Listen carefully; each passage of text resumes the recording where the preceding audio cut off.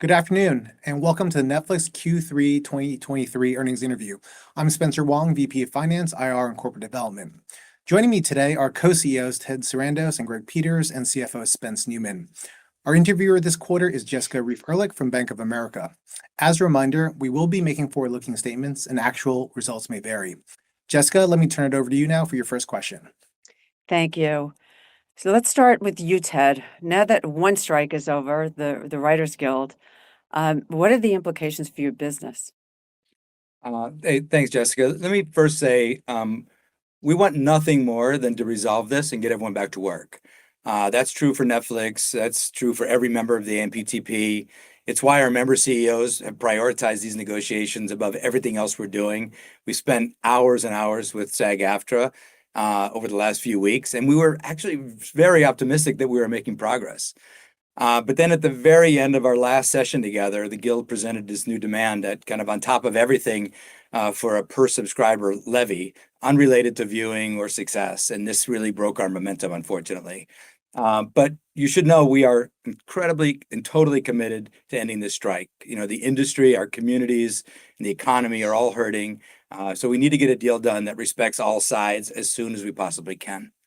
In terms of, the impact, these are the times that I'm glad we have such a rich and deep and broad, programming selection. Programming costs themselves rise nearly every year, primarily driven by competition. Competition for talent, competition for shows and films, and you can see we've managed successfully through that year on year on year. And the same is true for during COVID, when we were able to manage the slate through a prolonged and pretty unpredictable production interruptions. So, but I really think we're not really that focused right there on how this impacts much, except for our biggest opportunity, which is to continue improving the quality of the slate. We're focused on that day in, day out, year in, year out, and I'm incredibly pleased with Bella and the team and the progress that they're making. So if you'll indulge me for just a second, I just would draw your attention to the Q4 slate as an example of that.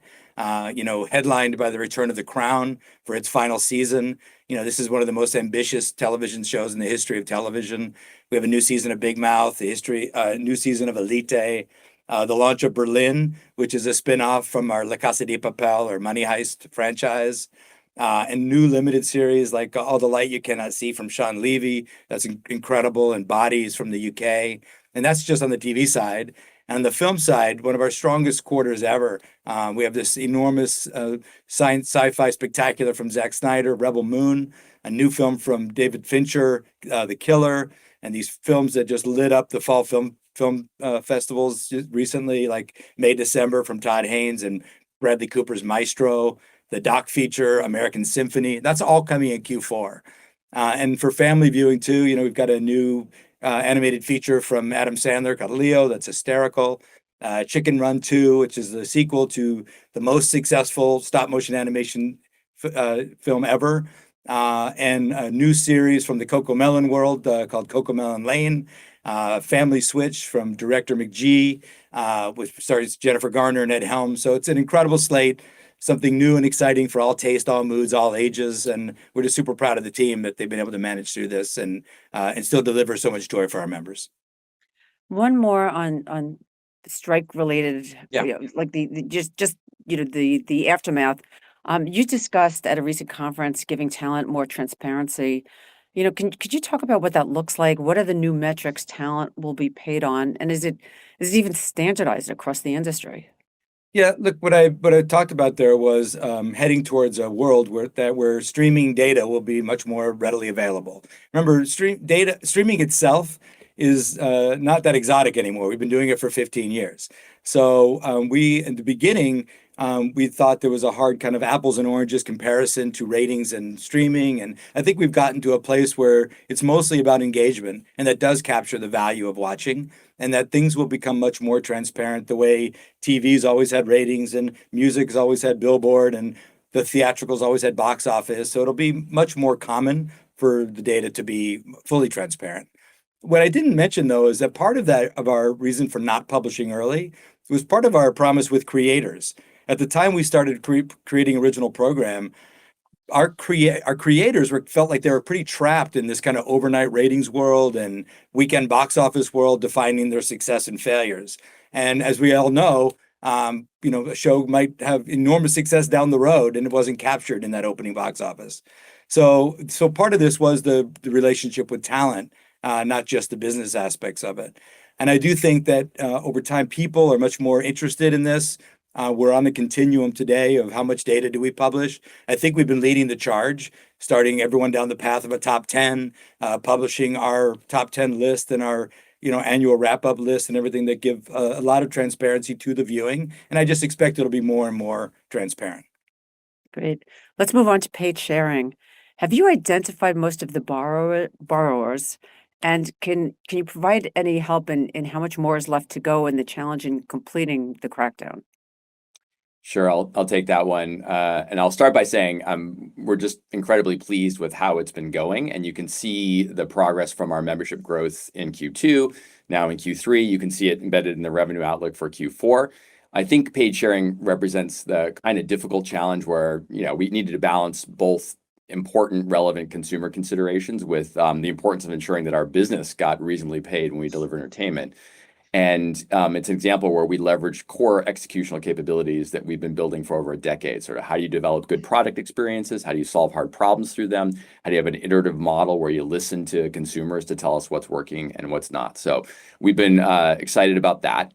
But because it's such a challenging problem, we're shifting essentially consumers' expectations and what they expect from us. We've always thought that making this change should be done in a steady, considered way. And so our plan has been to stage out this rollout. We've been delivering our product experience to different borrower cohorts according to that plan. And as a result, I think as you're alluding to, there are a number of borrower cohorts which as of today have not received part of that experience. And just to explain that a bit, I mean, part of the motivation to stage it out is based on technical considerations. So this is our ability to build features and improve model accuracy over time in a way that allows us to ensure that we're accurately developing and applying our interventions in as effective and as positive a way for consumers as possible. Part of that has been just to stage things out based on borrower behavior. So we want to show up with the right product experience at the right moment that's more likely to convert a borrower over rather than have them spin off. So we want to think about that from maximizing long-term revenue. So we're going to continue the rollout for the next couple quarters. And I think folks are trying to figure out how much juice is left there. And I would say we anticipate that we will have incremental acquisition, incremental ads for the next several quarters. We've seen that in the last couple of quarters. I think also worth noting that was on top of also very healthy organic, meaning not driven by paid sharing growth. So we anticipate, seeing that for the next several quarters to come. And then just stepping back, there's a set of borrowers that we're not going to convert. We haven't converted yet. We're not going to convert over the next couple quarters. But that really represents how we think about paid sharing going forward, which is it's now become part of just our standard way of operating.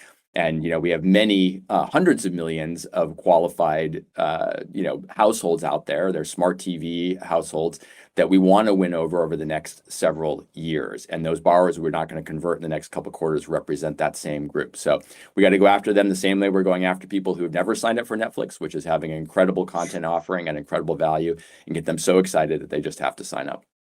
Right. Moving on to the recent advertising restructuring. Can you talk about why you made the management change and what you would like to accomplish? Yeah, first, I'd say Jeremy has done a great job getting us essentially from zero to where we are today. She's laid the foundation for the ads business. She's hired and built a burgeoning team of leaders who in turn now are hiring the teams and people who are going to take the business forward. But it's an important time and I think a great time for Amy to come in and extend that great work, to build on that foundation and drive our ads business to the next level. And why am I so specifically excited about Amy in the role? First of all, she's a high Netflix tenure employee. She's been with the company for over 7 years. She's demonstrated really positive impact and great results in several different roles, but most recently as part of the studio and leading a big global team that is scaling very, very, very quickly, which sounds familiar, when you think about where we want to take our ads business. Second, she's got broad entertainment experience ranging from content licensing, distribution. She's got business development, finance strategy at Netflix and in prior roles. So I think when you think about that assemblage of skills, and you think about the existing ads leadership team that we have that has got a rich history in ads in general and connected TV, especially you think about somebody like Peter Naylor, who started, selling connected TV at Hulu. That's a strong team to take our ads business to the next level. And maybe I want to maybe just restate what we think the promise and the opportunity and sort of where we're at on ads business is. And so, first of all, just starting off with, this is a $180 billion opportunity when you think about linear TV, you think about connected TV, not including YouTube, not including China and Russia. And we think we're in a great position to win some of those dollars. We've got great content the brands want to be next to. We're a safe place for brands to exist. We got great engagement from our members. That's a really strong foundation to work with. But we got a lot of work, and we know we have a lot of work to fulfill that potential. Among that work, we've said it many times, I'll say it probably many times going forward, but scale is the number one priority. We're making good progress there. This quarter, we grew our ad plan membership 70% sequentially quarter to quarter. That's on top of the last quarter where we grew at 100% quarter to quarter.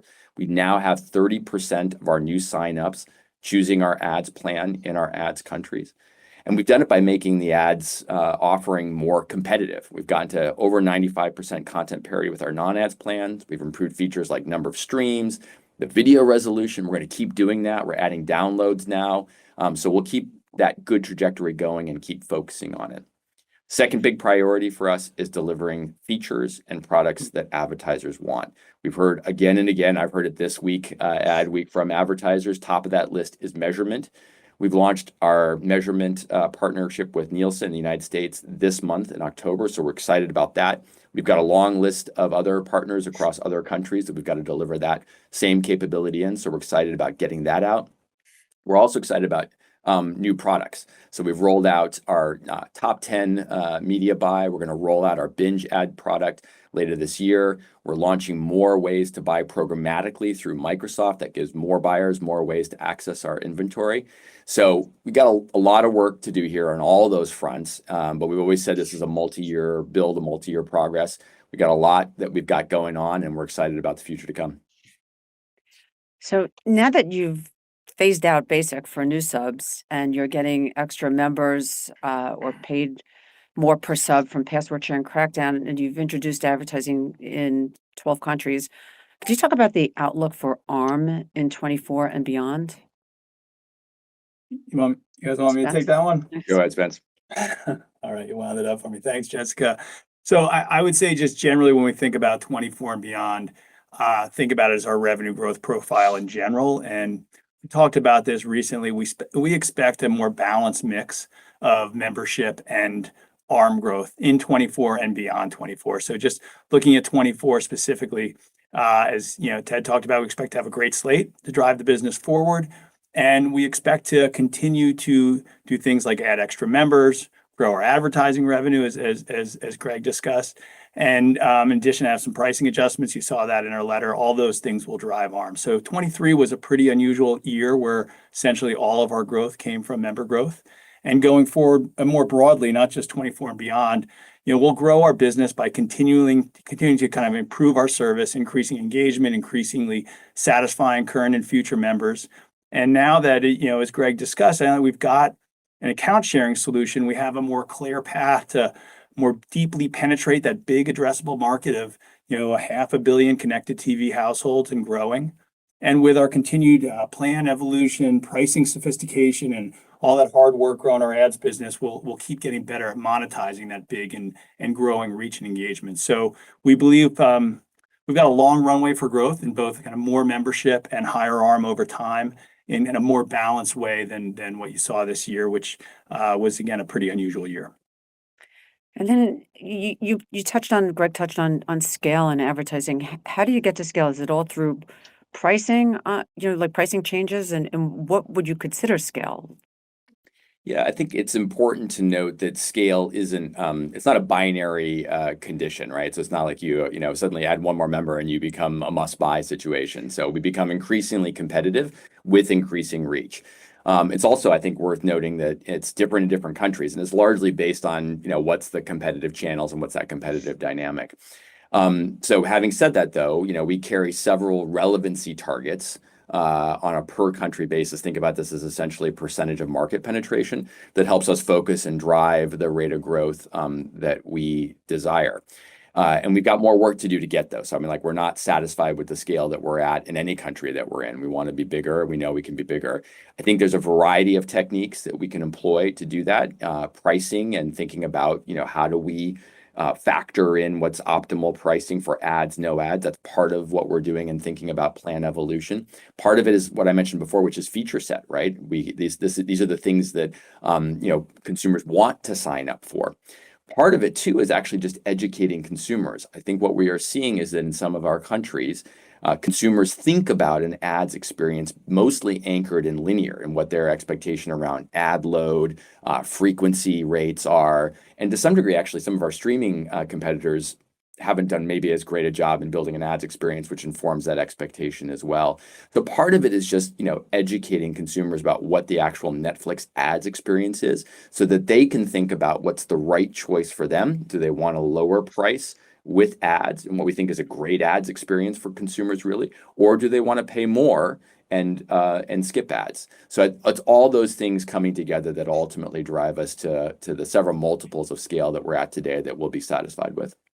One last one maybe on advertising before we move on to margins, but you mentioned a lot of the innovative offerings that you plan on, and some of it's sponsored. It's very unique. It's different.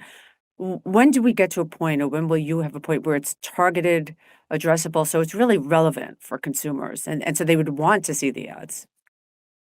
Yes. So we're working with Microsoft right now on targeting. So you'll see that roll out in the near future. And that, I think, is the first step of how we think about increasing targeting relevance through both a combination of product sets. So what are the types of ad products that brands can buy that yield increasing relevance, as well as improving our sort of sophistication on what we might call targeting from a digital perspective, which is basically matching consumers who are most interested in that particular brand's message.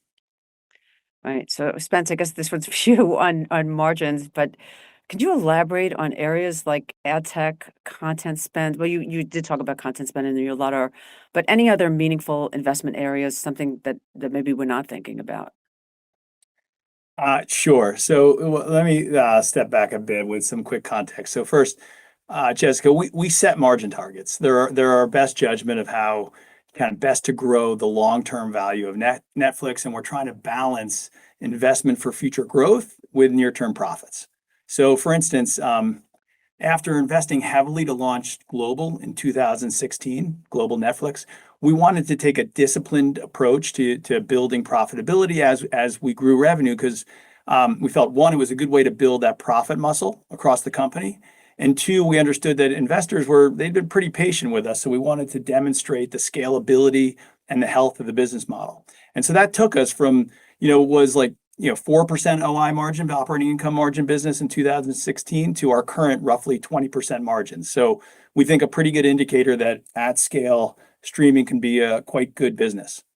Now, stepping back, there's no change in our financial objectives, and also no change in our long-term margin expectations, including the fact that we don't think we're anywhere near a margin ceiling. We've got a long runway of margin growth. So again, no change in our objectives, no change in our long-term margin expectations. But at our current profitability and scale, we think it's prudent to balance that historical pace of margin improvement with growth investments. So you asked about growth investments. We think we've got a lot of places where we can continue to invest.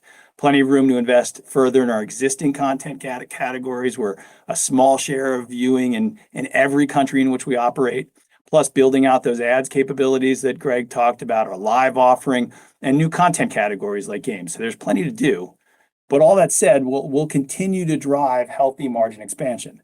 We expect roughly 22 to 23% operating margin in 24, assuming no material swings in FX. So that's up from our current expectation of 20% this year, which is at the high end of the range that we targeted in the beginning of the year.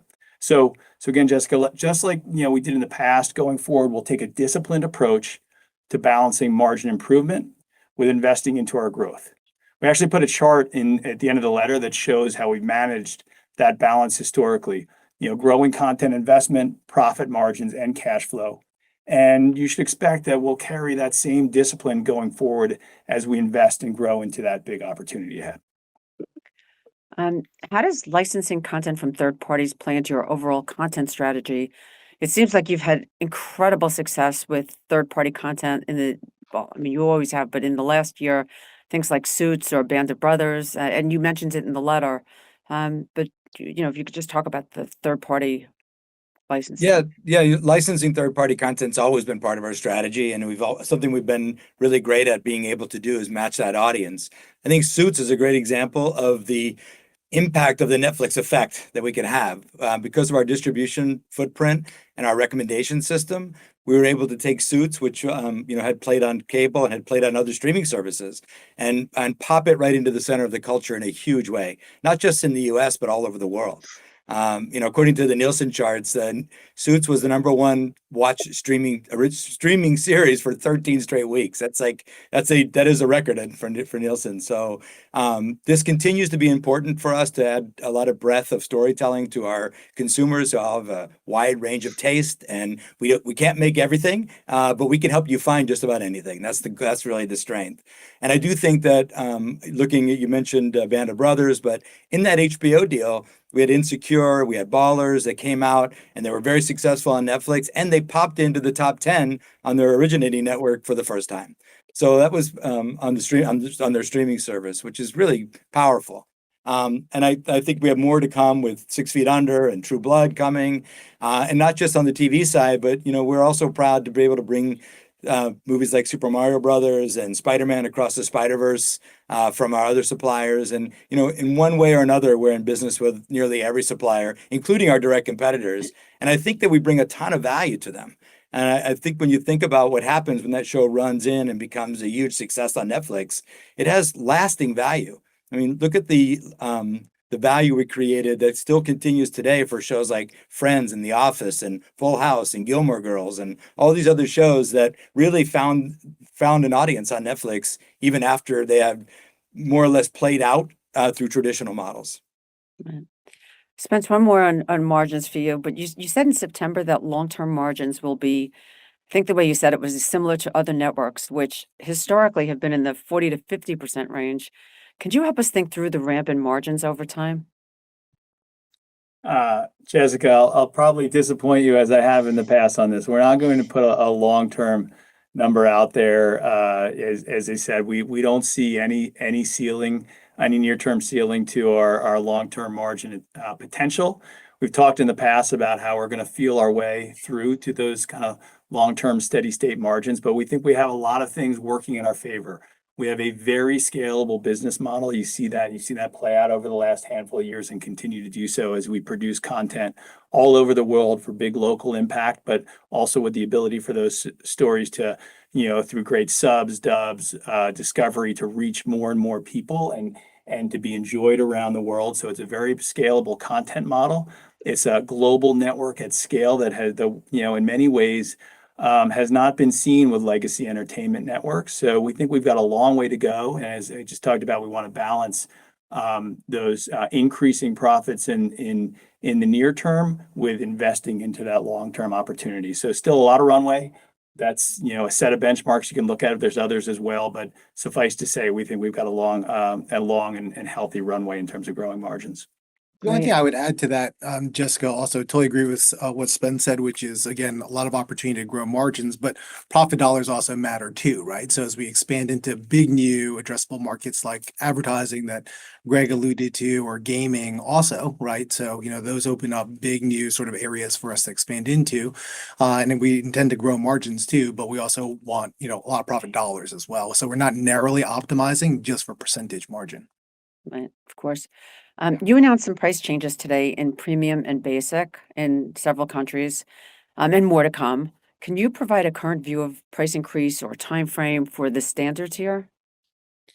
Yeah, so, as you know, our focus on plan evolution over the last 18 months has largely been about paid sharing. And now that we've rolled that out, we broadly see the benefits, as outlined in the letter. That's become a normal part of our business, which then allows us to return to our core approach to pricing. And that approach, that philosophy has not changed. We look to wisely invest the money that our members pay us, deliver back to them more amazing stories, more entertainment value. And then when we think we're doing that, we'll occasionally ask them to pay a bit more to keep that virtuous circle spinning. So hence the changes that you noted and that we've announced in the letter. I think it's also worth noting that we seek to have a wide and even wider over time range of price points with a corresponding set of features, of course, that allows entertainment fans from around the world that have different needs to be able to access the great storytelling that our creative partners are doing at a price point that works for them, at a feature set that works for them. Part of that widespread is the low entry price point. And that's why we're keeping that low entry price point static as it is. So we think that this, $6.99 in the US, £4.99 in the UK, €5.99 in France, I think that's just an incredible entertainment value. And if you think about the breadth and the variety of storytelling that we're offering, whether that's compared to our streaming competitors, compared to traditional pay TV, certainly, even the price of a movie ticket, we think that's just an amazing offer. And our goal and plan is to continue to be a great entertainment value. And beyond that, we're not going to comment on other price changes or other changes on tiers. We'll sort of find our way based on that philosophy and see when the right time to ask customers to pay a little bit more would be. One more question on the pricing, though. Would you be given the price increase for just premium and basic, and not standard? Do you expect any, or advertising tier, do you expect any movement between the tiers as a result of these price increases? I think pricing always results in a bit of movement between the tiers. More of that movement is how people are signing up. So we see that as more, what it influences. But also it'll influence plan changes as well. But generally, plan changes tend to be plans tend to be relatively sticky. So I would imagine that that momentum will continue. So your letter today says that you will, stated that you will spend $17 billion in 24 on content spend, up from $13 billion in 23. Obviously, that was somewhat strike impacted. How can you help us think through how content spend will grow beyond 24? What is normalized growth? Well, you Well- see that we've done is we've want to grow the content spend, just about a half a step ahead of revenue to create the value proposition for our members. So the more we put into it, and a lot of it is tied to the ability to create hits out of that pool. And I would say one thing, if I could, if you don't, this past quarter we had this really remarkable story about something that we could do. But Spence talked a little bit about the kind of scale of the content spend, but this show One Piece. One Piece is something that is a very unique property. It's created 26 years ago by Akira Oda. It is over 1,000 episodes of the animated series based on the Japanese manga. It's nearly sacred IP. And we were able to, with our Japanese creative teams and our American teams getting together, working with our partners at Tomorrow Studios and the showrunner Stephen Maeda, to adapt this into a show that the world fell in love with. And when I say that is this show is #1 in 84 countries around the world, which is something that Stranger Things didn't do, that Wednesday didn't do. And it's so rare for an English show to be that popular in Japan and Korea, Brazil, and in the US at the same time. And the other fun part of it is Inaki Godoy, who stars in the show. It was one of the most difficult casting challenges in the history of our original programming, was who's going to play Monkey D. Luffy. And he was right under our nose, right in our talent family. We discovered him a couple of years ago and had him in this great show in our Mexican series called Who Killed Sarah? And then we were able to cast him in this, and now he's a global superstar. So this is that kind of thing you could do well, thing that's hard to copy, and gives us kind of competitive running room from our competitors being able to do that more and more. When I say that, I don't mean making things more global. I think making things that really resonate for the core audience. And usually local audiences want very local content. And in this case, the local audience is the fan of One Piece, which was very discriminating, and we had to please them first. Just like our original shows in Spain have to really please the Spanish customer first. So we can do this. We spend the money well. We have impact with the spend, and we grow it as we grow revenue. And Ted- maybe, oh, sorry, go ahead, Jessica. I was just going to build if I can a little bit on Ted's point on the kind of trajectory of content spend. And we talked about this a little bit in the past. So first, it's in the letter, we talk about the fact for 24, we hope to get cash content spend back up to at or near that $17 billion level. The biggest swing factor is going to be when the SAG-AFTRA strike resolves. And so that'll get us to a cash to P&L ratio kind of closer to 1 to 1.1 times. And so we're not putting a specific number out there for free cash flow in 24. What that gets us to when you think about the combination of our revenue growth outlook, our margin guidance, and target cash content spend, we'll deliver substantial free cash flow in 24. And then going beyond that, we do expect to tick up our content investment over time, as we also prove out sustained healthy revenue growth. So, assuming, we talked about, I think in the last call, assuming no big expansions, we'd expect our cash to P&L ratio of content spend, cash to content amort in the P&L to be roughly 1.1 times. So that's kind of one way folks are thinking about how to model our growth in content spend. As we grow our revenue, as we improve our profitability, we should see both increasing content spend, but also free cash flow growing nicely over time. And then just a follow up for Ted, though. There's so much going on in content right now. Could you maybe talk about investment priorities? Like, how do you think about whether it's local language, film, TV? You've made a lot of deals with some third party film companies, television companies. Could you give us some color on how you think about content spend? Yeah, we always have a lot of plate spinning because our members have got such different tastes and different desires, and we're trying to please them all. And like I say, trying to find that person who really fell in love with us for Prestige TV and then discovered Love is Blind. That's a pretty common household, to be honest with you. So we've got to be able to be good at so many different things. And our partnerships, I'm assuming you're talking about Skydance in this case, is really helps us find and keep up that scale as we grow. So we're really thrilled with our success in animated features. It's a very long cycle of development and production. Sometimes it could take a decade to deliver a really great animated feature film. And as you know, we move pretty fast, and we've been moving pretty fast. And no single company has ever really successfully launched more than 2 animated features in a single year. So we, that deal helps us to complement the work that we're doing. Like you saw this year with Leo and Chicken Run coming out and Nimona that already came out. So we've got there's a ton of appetite.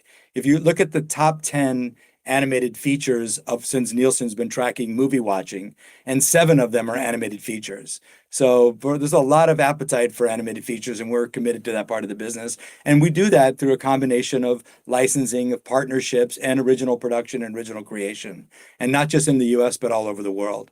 So we have to find that right balance of finding the right product market fit, which helps us grow those territories, and most importantly, helps create a value proposition for consumers. And they can say, hey, that what I pay for Netflix, I can pay a little bit more because I get so much value there, and I'm spending so much of my time there.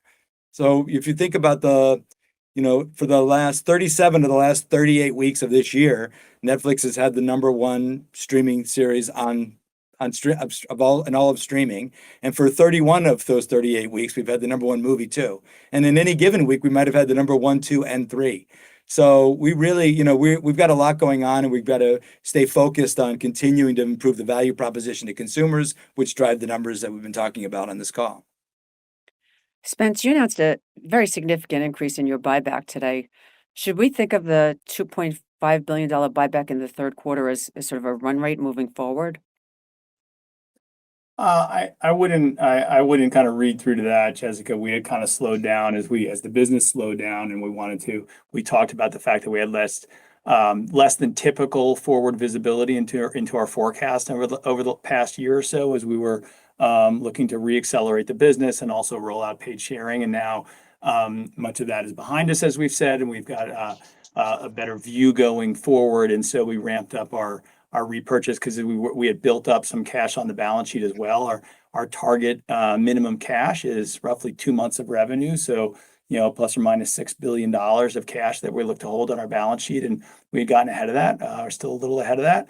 But that's really what we're managing to, is to one, primarily drive the business forward, grow the business, expand our cash flow, and then as excess cash builds on the balance sheet, to return it to shareholders. So we put a pretty specific target out there of roughly 2 months of revenue in the form of cash on the balance sheet, and that's the way I think you should think about what our pacing will be over time. Moving on to gaming, it feels like almost like the way you describe advertising, like a walk, crawl, run approach. What is the near and midterm strategy in gaming? Well, let's start with the big prize. I think that's the better way to look at it, which is, games is a huge entertainment opportunity. So we're talking about $140 billion worth of consumer spend on games outside of China and outside of Russia. And from a strategic perspective, we believe that we can build games into a strong content category, leveraging our current core film and series by connecting members, especially members that are fans of specific IPs, with games that they will love. And I think it's worth noting that, if we can make those connections, and as we make those connections, as we're seeing, we're essentially sidestepping the biggest issue that the mobile games market has today, which is how do you cost effectively acquire new players? So that's the real proposition. And we think if we deliver that, we give members, great games, entertainment experiences that they love at sufficient scale. Then we leverage back into the core business. We increase engagement, we increase retention, we increase value delivered. Those all drive our core business metrics. And I think it's actually just a very natural extension of what you were just talking with Ted about. If you think about the range of content that we're offering, the variety of content and entertainment that we're offering, games just adds one extra layer to that variety and that depth. And we're also seeing, I would say, back to moving it more to your short term and midterm, we're also seeing performance metrics that support that this fundamental strategic hypotheses are sound. So games engagement right now on our service drives core business metrics in a way which is incremental to movies and series. But the main challenge ahead of us to get to your midterm is that our current scale and frankly our current investment level are both very, very, very small relative to our overall content spend and engagement. So now our job is to incrementally scale to the place where games have a material impact on the business. We've got ambitious plans there. We want to really grow our engagement by many multiples of where it is today over the next handful of years. And we can see, how to get there. Looking a layer deeper at the title level, we see, some titles are really working for our members and they're working for our business. If we can do more of those, we know we can scale into that proposition. We've got to do that through better title selection based on everything that we're learning. We got to do it on better product features to maximize connection with the audience for any given title. And we have to do it by gradually improving consumer awareness, which was seen as when we launched other content categories. You can think about unscripted or you can think about film. That broadly lifts overall engagement metrics as consumers learn that we're a place to go to find games. I'm excited about what we got going on in Q4. We're going to launch some big high-profile titles, which sort of keeps that drumbeat going. We got Dead Cells. We got Football Manager 2024. We've got Money Heist. Think about connections with RIP. That's coming in Q4 as well. That's Casa de Papel for folks who have saw it in that language. We also have Virgin River coming in Q1. So as you pointed out, this trajectory is not dissimilar from what we've seen before. When we've launched a new region, think about Latin America, or we launched a country like Japan where traditional Western media companies have struggled, or we launched new genres like unscripted. We got to crawl, walk, run, and we build it. But we see a tremendous amount of opportunity to build a long-term center of value of entertainment, more entertainment value for our members. It's such a great experience for the super fan to get themselves in the universe in between seasons of a show. It's really exciting. Jessica, we have time for about 2 last questions, please. Okay, great. I'll get to it. So the first of the two, sports, you're creating the Netflix Cup tournament to be aired next month. Yeah. Is this a change in your sports strategy at all? Or how should we think about that? Yeah, I knew this was coming, Jessica. We are in the sports business, but we're in the part of the sports business that we bring the most value to, which is the drama of sport. So look at the success we've had with Drive to Survive. Look at the success we've had with Tour de France, Quarterback, Full Swing, Untold. Most recently with Beckham. David Beckham's one of the biggest stars in the world, and his documentary on Netflix brought him almost 500,000 new social media followers in a week. So we're having a big impact on sports through the thing that we're most great at, which is the drama of sport. The Netflix Cup is a live event that actually brings together the cast of Drive to Survive and Full Swing and puts them into a live golf tournament that we are going to stream live on Netflix on November 14th. And I think about it as a great way of extending those great drama of sport brands that we've created, but no core change in our live sports strategy or licensing live sports. We are investing heavily in increasing our live capabilities so that as we, as the demand grows for that and we find different ways that the liveness can be part of the creative storytelling, we want to be able to do that at big scale. Right. There was some news also today, I guess, on comedy. But my last question to stay with what Yes. Spencer asked, you've talked a little bit more recently about your ancillary businesses, including the Netflix house. Can you talk Yeah. about what that looks like over time? And will it be, will it be a big investment area, but more importantly, will it be a contributor? Yeah, look at this initiative lives inside of our consumer products and experiences group. Today they run these successful businesses where they travel these live experiences all over the world, and fans engage in them in ways that would shock you. People love these things so much. They show up. Dozens of people have proposed marriage at the Bridgerton Ball. It's really important, a way to kind of deepen fandom, a way to express fandom. You kind of see it on a large scale with theme parks. These build outs are not going to be like a theme park, both in that they won't have that gigantic, CapEx, and they also, we expect that fans will go multiple times a year, not just once every couple of years. And it's a way to take a business that's really good at growing our brands and strengthening our brands. And today doesn't, has to have a big startup and shutdown costs as they travel around, and put them under one umbrella where we can add a little technology and make it a really phenomenal experience, from being as part of the Money Heist escape room, or the Stranger Things experience, or the Squid Game challenge, all those different things that people can do live together and have a lot of fun. And they could also go to the Netflix Bites and have a food experience with all the Netflix food brands. So it really kind of strengthens the brands and strengthens the excitement about the things that people are watching on Netflix and falling in love with, and gives them a place to go and express it.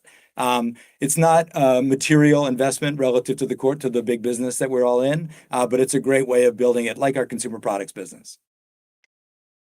Right. Well, Jessica, thank you very much for your questions, and we appreciate everybody tuning in to our earnings call, and we're looking forward to chatting with you all next quarter, if not sooner. Thank you.